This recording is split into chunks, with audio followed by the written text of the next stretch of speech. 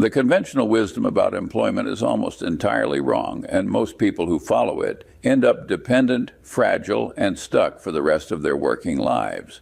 Before you assume this is another motivational speech telling you to quit your job and start a business, let me clear something up right now. That advice is mostly nonsense peddled by people who got lucky once and now sell courses about their success. The real problem isn't employment at all. The real problem is dependency, and most people never learn to distinguish between the two. Decades of observation have shown me something that keeps repeating. Intelligent people, educated and hardworking and reliable, spend their entire careers building someone else's wealth while accumulating almost nothing of their own. They don't lack ability. What they lack is a particular kind of understanding, and today I'm going to give you exactly that. We'll cover the philosophy that separates those who achieve financial independence from those who remain perpetually dependent. The mathematics of wealth building will come up, which turn out to be surprisingly simple but almost universally ignored. Human psychology and why most people sabotage themselves, that's part of it too. And we'll discuss what you can actually do about all of this, not in some distant future, but starting now. This isn't about hating jobs, because some of the most valuable lessons you'll ever learn come from working for others. What this is about is understanding what jobs are actually for and what they're not for. When I was young, what I wanted more than anything was independence. Not Ferraris, not mansions, not status symbols, independence. That feeling of desperate want stayed with me for years. Why would a person desperately want independence? Because the alternative is dependency, and dependency puts you in a position of profound weakness that most people never escape. When you're dependent, someone else controls your time. Bad deals, bad clients, bad bosses. You can't say no to any of them because you need the money. Your decisions get made based on short-term survival rather than long-term prosperity, and you're always one step away from crisis. Most people live their entire lives in this state, calling it having a career, calling it being responsible, calling it the way things are.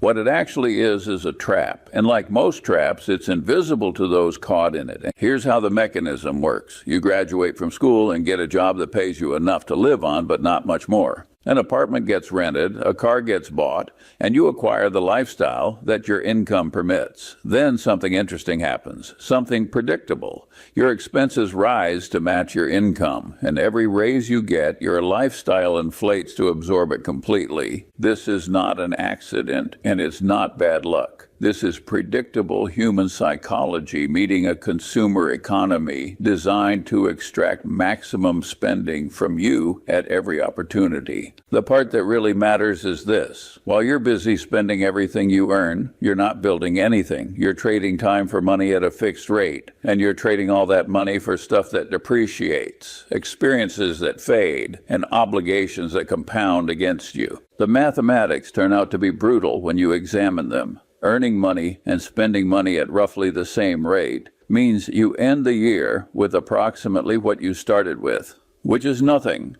40 years of this pattern ends your career with still nothing, except now you're older, your earning power is declining, and you're more dependent than ever before. This is what happens to most people, not because they're stupid, but because no one ever explained to them the difference between making money and building wealth. Making money is what you do for someone else. Building wealth is what you do for yourself. A different approach exists, and here's how it can work. There was a time when I practiced law, and I was good at it. A home got built, a family grew, and hard work filled my years. By conventional standards, success had arrived. Satisfaction hadn't. What I liked was the independence of a capitalist, figuring things out and making bets on my own judgment. Making the decisions and gambling my own money appealed to me in a way employment never could, and frankly, I usually thought I knew better than the client anyway. So why should I have to do it his way? This is not arrogance. This is self-awareness. Some people are built to follow instructions while others are built to give them, and knowing which one you are is absolutely essential. But here's what matters most. I didn't quit my job and leap into the unknown because that's what impulsive people do, and impulsive people usually fail. What I did instead was far more intelligent. Ownership positions got built while I was still employed. Real estate projects made up most of it. Partnerships formed with others who had skills I lacked, and capital I had saved got invested alongside theirs. Both paths ran side by side for years, and within a few years, not decades, accumulated assets reached $3 to $4 million. That's when the mathematics changed completely. That's when independence became possible. The traditional career path tells you to work for 40 years, save a little, retire, and hope you have enough. The intelligent path says work for others while building ownership simultaneously, reach financial escape velocity as quickly as possible, then choose what you do with your time. These paths are not the same. They lead to completely different destinations. Now, I said this isn't about hating jobs, and here's the proof. If you're going to work for others, and most people should, at least for a while, you need to understand how to do it without destroying yourself in the process.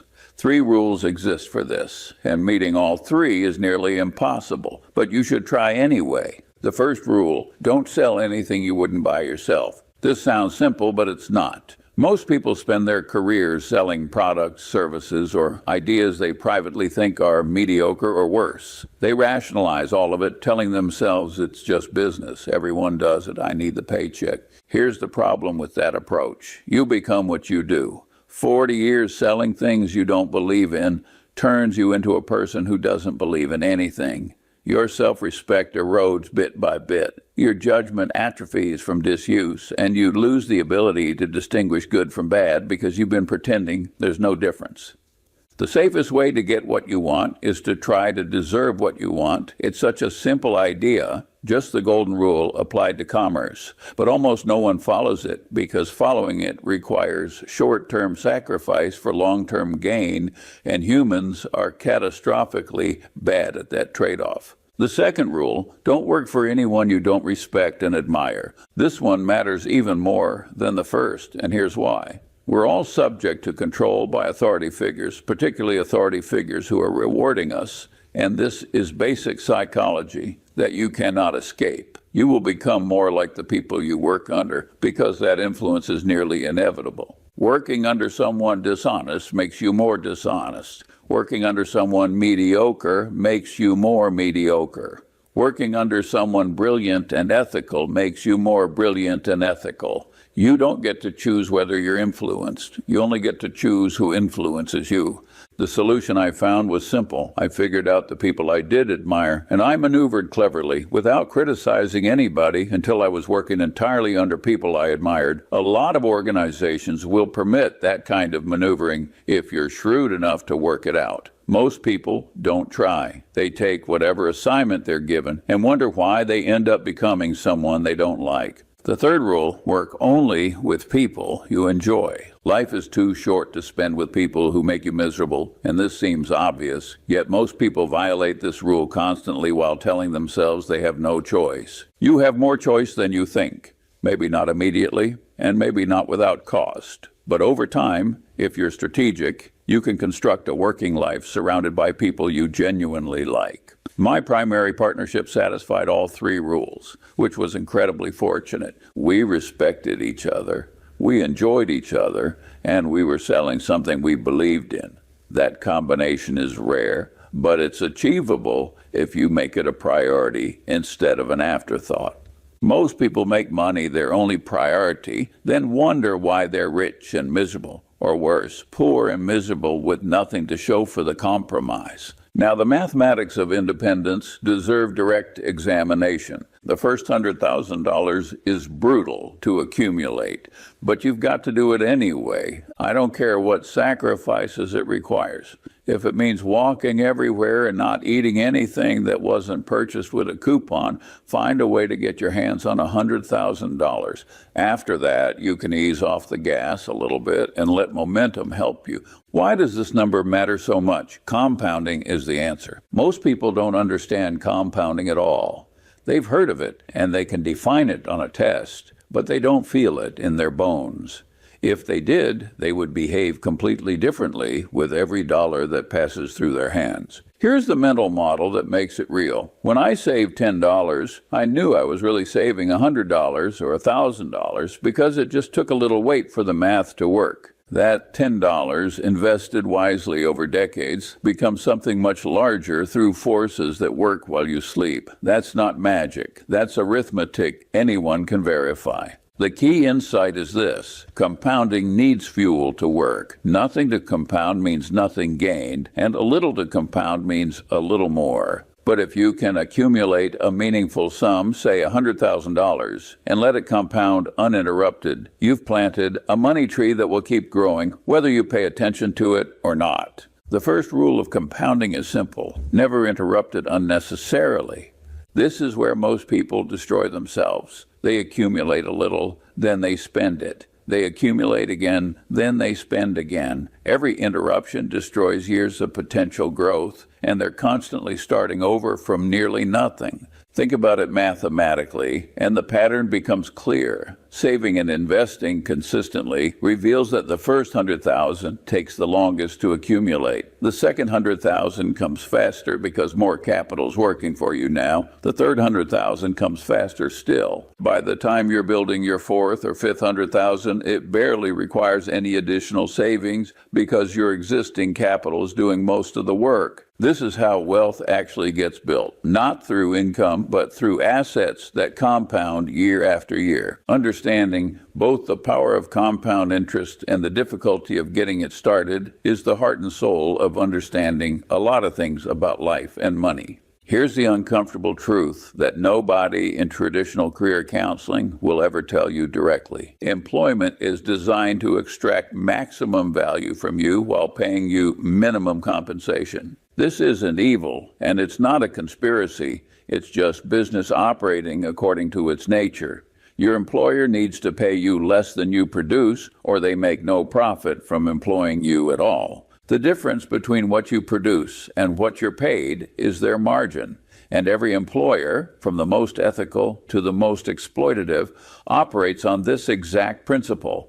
When you work for someone else, you are, by mathematical necessity, leaving money on the table. That money goes to the owner, which is why being an owner matters so much. Now, this isn't a reason never to work for anyone, because excellent reasons to be employed exist. You learn skills, you build networks, you gain experience, you receive steady income while you figure things out about yourself and the world. But you should never confuse employment with wealth building, because they're not the same activity at all. Employment builds your human capital.